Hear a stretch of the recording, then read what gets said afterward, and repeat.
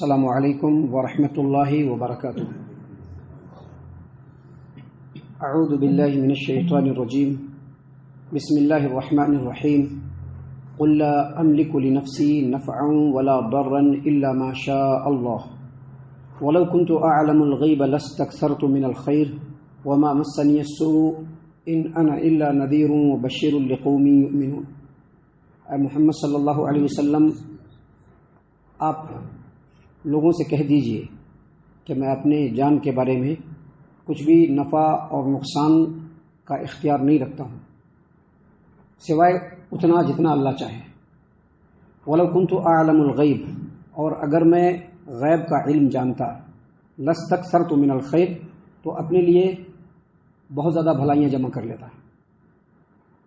وَمَا مَسَّنِيَ السُّوءُ، اور مجھ کو کوئی تکلیف نہیں پہنچتی۔ ان انا الا نذیر و بشیر لقوم یؤمنون، ہاں میں ایمان والے لوگوں کے لیے ڈرانے والا اور خوشخبری بنانے والا بنا کر کے بھیجا گیا، خوشخبری سنانے والا بنا کر کے بھیجا گیا۔ سامعین اکرام، سورۃ الاعراف سورہ نمبر 7 اور اسی سورت سے آیت نمبر 188 ہم نے آپ کے سامنے تلاوت کی ہے، اور آیت کریمہ کا ترجمہ بھی ہم نے آپ کی خدمت میں پیش کیا باذن اللہ و بتوفیق اللہ۔ محترم سامعین اکرام، قرآن کریم کی بہت ساری آیتوں اور پیارے رسول صلی اللہ علیہ وسلم کی احادیث مبارکہ سے یہ بات ثابت ہے کہ غیب کا علم اللہ تبارک و تعالیٰ کے علاوہ کسی کو نہیں ہے۔ دیکھیے، اس آیت کریمہ میں اللہ تبارک و تعالیٰ نے اپنے پیارے نبی صلی اللہ علیہ وسلم کو مخاطب کرتے ہوئے یہ حکم دیا، یہ ہدایت کیا کہ محمد صلی اللہ علیہ وسلم آپ تمام لوگوں کو بتا دیجئے، مسلمانوں کو بھی اور جو مسلمان نہیں ہیں ان کو بھی، تمام لوگوں کو بتا دیجئے کہ میں غیب کا علم نہیں جانتا ہوں۔ مطلب کیا؟ کہ آپ لوگوں کو بتلا دیجئے کہ ہر چیز اللہ کے سپرد ہے۔ مستقبل کے غیب کے بارے میں مجھے کچھ بھی معلوم نہیں ہے، صرف اتنا ہی معلوم ہے جتنا اللہ تبارک و تعالیٰ اپنے کسی پیغمبر کو بتا دیتا ہے۔ سامعین اکرام، اللہ تبارک و تعالیٰ نے قرآن کریم کے اندر سورۃ الجن کے اندر آیت نمبر 26 اور آیت نمبر 27 میں فرمایا کہ اللہ تبارک و تعالیٰ اپنے بارے میں فرماتا ہے کہ اللہ تبارک و تعالیٰ کسی کو بھی غیب کا علم کسی کے اوپر ظاہر نہیں کرتا ہے، الا من ارتضی من رسول، سوائے اس رسول کے جس کو وہ پسند کرے تو اس کو وہ غیب کی بات بتاتا ہے۔ سامعین اکرام، آپ دیکھیں گے اللہ کے رسول صلی اللہ علیہ وسلم نے قیامت کے بارے میں، جنت کے بارے میں، جہنم کے بارے میں، یہاں تک کہ آپ صلی اللہ علیہ وسلم کے زمانے سے تھوڑے ہی دنوں کے بعد اویس القرنی رحمۃ اللہ علیہ جو کہ مخزرم صحابی ہیں، ان کے بارے میں، یہاں تک کہ آپ صلی اللہ علیہ وسلم کی سوئے زمین سے چلے جانے کے بعد کچھ ایسے خصوصی واقعات ہونے والے تھے، نبی صلی اللہ علیہ وسلم نے ان تمام کو بتایا۔ اس کی وجہ یہ ہے کہ اللہ تبارک و تعالیٰ نے نبی صلی اللہ علیہ وسلم کو بتلایا، تبھی اللہ کے رسول صلی اللہ علیہ وسلم نے بتلایا، تبھی اللہ کے رسول صلی اللہ علیہ وسلم نے بتلایا۔ اللہ تبارک و تعالیٰ نے فرمایا الا من ارتضی من رسول فانه يسلك من بين يديه ومن خلفه رصدا، اللہ اپنے رسول میں سے جس کو چاہتا ہے غیب کے بارے میں بتلاتا ہے، لیکن اس کے باوجود اللہ تبارک و تعالیٰ اس کے آگے اور پیچھے پہرے دار مقرر کر دیتا ہے کہ اس کی بات کو کوئی دوسرا نہیں سننا، اور جتنا اللہ تبارک و تعالیٰ بتائے اتنے ہی لوگوں تک پہنچنا۔ تو اللہ تبارک و تعالیٰ نے اس آیت کریمہ میں اپنے پیارے رسول صلی اللہ علیہ وسلم کو یہی بات بتلایا کہ آپ ہر چیز کو اللہ کے سپرد کر دیجئے، کہہ دیجئے کہ میں مستقبل کے غیب کے بارے میں کچھ نہیں جانتا ہوں، مجھ کو کچھ بھی پتہ نہیں ہے۔ آگے مزید کہا کہ وَلَوْ كُنْتُ أَعْلَمُ الْغَيْبَ، آپ کہہ دیجئے لوگوں سے کہ اگر میں غیب کا علم جانتا، لَاسْتَكْثَرْتُ مِنَ الْخَيْرِ، تو بہت ساری بھلائی اپنے لیے جمع کر لیتا۔ آج دنیا میں لوگ جائز طریقے سے بھی اور ناجائز طریقے سے اپنے لیے بھلائی جمع کرتے ہیں نا، جائز طریقے سے بھی جمع کرتے ہیں اور ناجائز طریقے سے بھی، وہ ساری چیزیں ان کے اختیار میں ہوتی ہیں۔ لیکن اگر کسی کے اختیار میں غیب ہوگا تو وہ بہت ساری بھلائی کو اپنے لیے جمع کر لے گا، اور بہت سارے نقصان جو اس کو پہنچنے والے ہوں گے اس کو بھی وہ روک لے گا۔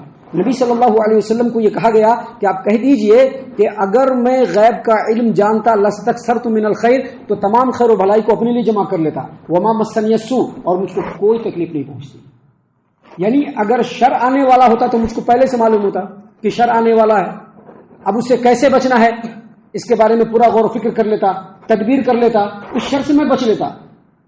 لیکن آپ کہہ دیجئے کہ آپ غیب کا علم نہیں جانتے ہیں۔ آگے مزید فرمایا کہ آپ یہ بھی کہہ دیجئے کہ ان انا الا نذیر و بشیر لقوم یؤمنون، میں ایمان والوں کو خوشخبری سنانے والا اور ڈرانے والا بنا کر کے بھیجا گیا. یہ جو آیت کریمہ ہے نا، اس آیت کریمہ سے بالکل واضح ہے کہ اللہ تبارک و تعالیٰ کے علاوہ عالم الغیب کوئی نہیں ہے. بالکل واضح ہے. اور یہ بھی بالکل واضح ہے کہ نبی صلی اللہ علیہ وسلم بھی عالم الغیب نہیں ہے. لیکن بہت افسوس کی بات ہے کہ آج کے اس ڈیٹ میں بھی اور اس سے پہلے زمانوں میں بھی جو بدعتی اور خرافاتی قسم کے لوگ، چاہے وہ آپ نے کہا تھا نا علماء کرام، آپ نے کہا تھا نا، چاہے وہ علماء میں سے ہو چاہے وہ عام لوگوں میں سے ہو، یہ جو بدعتی اور خرافاتی قسم کے لوگ ہوتے ہیں، قرآن کریم کی اتنی واضح آیت کے ہونے کے باوجود وہ لوگ کہتے ہیں کہ نبی صلی اللہ علیہ وسلم عالم الغیب ہے. یہ بہت ہی ظلم ہے. یہ اللہ تبارک و تعالیٰ کے خلاف ایک بغاوت اور سرکشی ہے جو لوگ ایسا کہتے ہیں. کچھ ایسے دلائل جو واضح نہیں ہیں، متشابہات میں سے ہیں، جن کے بہت سارے معانی نکل سکتے ہیں، ان چیزوں کو سامنے رکھ کر کے لوگوں کے سامنے کہیں گے دیکھو نبی صلی اللہ علیہ وسلم عالم الغیب ہے. حالانکہ یہ جو آیت کریمہ ہے یہ بالکل قطعی ہے، جس میں اللہ تبارک و تعالیٰ نے اپنے نبی کو کہہ دیا کہ آپ لوگوں میں اعلان کر دیجئے کہ میں عالم الغیب نہیں ہوں. اور نبی صلی اللہ علیہ وسلم کی زندگی کے اوپر آپ رینڈملی اگر آپ غور و فکر کریں گے، آپ صلی اللہ علیہ وسلم کی زندگی کا انالائسس کریں گے، تو آپ کو پتہ چلے گا کہ آپ صلی اللہ علیہ وسلم عالم الغیب نہیں تھے. کیسے؟ دیکھیں کچھ ایسے جنگ بھی ہوئے ہیں جس میں آپ صلی اللہ علیہ وسلم کے دندان مبارک شہید ہو گئے. آپ صلی اللہ علیہ وسلم کے سر میں زخم آیا، جس وقت آپ صلی اللہ علیہ وسلم نے یہ بھی کہا کہ وہ قوم کیسے فلاح پائے گی جو اپنے نبی کے سر کو پھوڑ دے.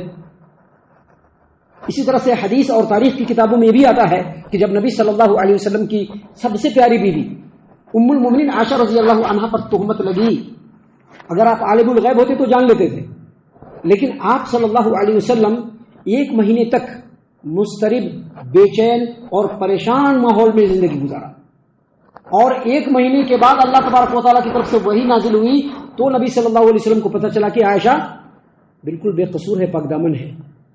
محترم سامعین اکرام، تاریخ کی کتابوں میں اور حدیث کی کتابوں میں یہ بھی لکھا ہوا ہے کہ آپ صلی اللہ علیہ وسلم کو ایک یہودی عورت نے دعوت دیا اور کھانے میں زہر ملا دیا. دعوت دیا اور کھانے میں زہر ملا دیا. دعوت دیا کہ آئیے کھائیے. آپ صلی اللہ علیہ وسلم بھی جا کر کے کھا لیے، صحابہ کرام نے بھی کھا لیا. یہاں تک کہ بعض صحابہ کرام تو کھاتے ہی وہیں پہ مر گئے. بعض صحابہ کرام کھائے اور وہیں پہ مر گئے. اور آپ صلی اللہ علیہ وسلم نے جو کھایا، اس لقمے کے زہر کے اثرات آپ صلی اللہ علیہ وسلم کے جسم مبارک میں آپ کی موت تک رہا.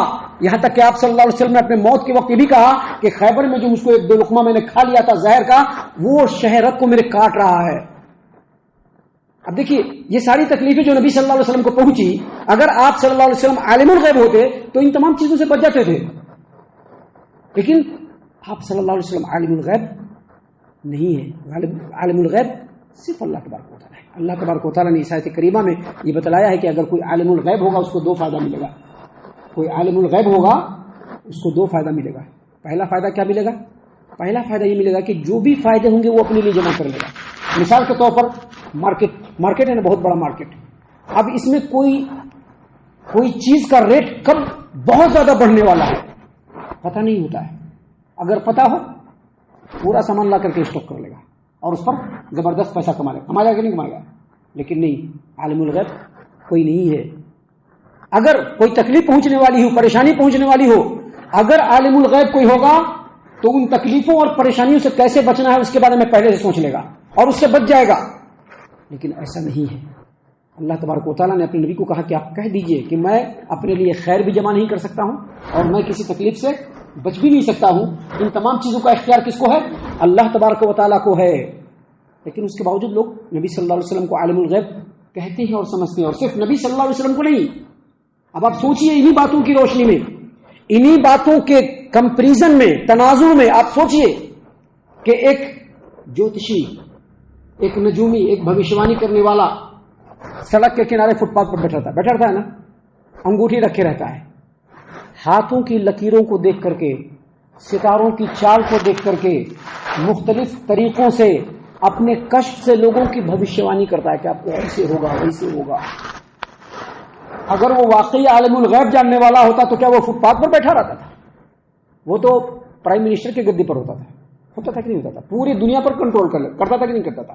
لیکن نہیں، اس کا مطلب ہے کہ وہ عالم الغیب نہیں ہے، عالم الغیب نہیں ہے۔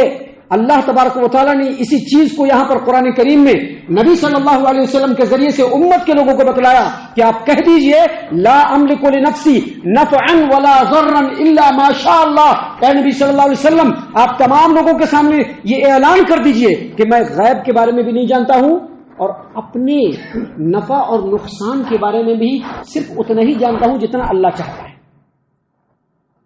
اور ولا عالم الغیب، میں غیب بھی نہیں جانتا ہوں۔ اگر میں غیب جانتا لاستکثرت من الخیر، ساری بھلائی اپنے لیے جمع کر لیتا کہ نہیں کر لیتا، ساری بھلائی اپنے لیے جمع کر لیتا۔ وما مسنی السوء، اور مجھ کو کوئی تکلیف بھی نہیں پہنچتی تھی۔ اس سے یہ پتہ چلا کہ صرف نبی صلی اللہ علیہ وسلم نے اللہ تبارک و تعالیٰ کو چھوڑ کر کے پورے دنیا میں، پورے کائنات میں کوئی بھی عالم الغیب نہیں ہے۔ اور اگر کوئی یہ سمجھتا ہے کہ کوئی عالم الغیب ہے تو نبی صلی اللہ علیہ وسلم نے اسے تنبیہ بھی فرما دیا ہے۔ حدیث ہے صحیح مسلم کتاب السلام کی کہ آپ صلی اللہ علیہ وسلم نے فرمایا کہ کوئی آدمی اگر کسی بھوشیوانی بتانے والے کے پاس آتا ہے، لوگ بڑی جو شوق سے جائیں گے، مسلمان لوگ بھی جاتے ہیں، کمال تو یہ ہے کہ مسلمان لوگ بھی جاتے ہیں، اس لیے کہا گیا کہ علم سیکھنا، یہ جو درس کی مجلس ہے اس کو معمولی مت سمجھیے گا، لوگ بہت معمولی سمجھتے ہیں، بہت ہلکے میں لیتے ہیں، اس کو بہت ہلکے میں لیتے ہیں، قدر نہیں ہے دل میں۔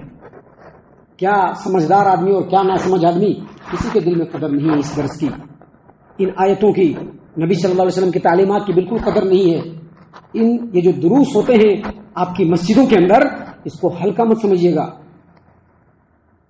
الا یہ کہ اگر کوئی بہت زیادہ بالکل ایمرجنسی مجبوری ہو جائے تو کوئی بات نہیں، اس کو آپ اٹینڈ مت کیجئے، لیکن اس کو چھوڑنے کی کوشش مت کیجئے، کیونکہ اگر اس کو چھوڑا بہت بڑی قیمت گنوا لیں گے، اور گنواتے ہیں لوگ۔ دیکھیے نبی صلی اللہ علیہ وسلم بتلا دیا ہے،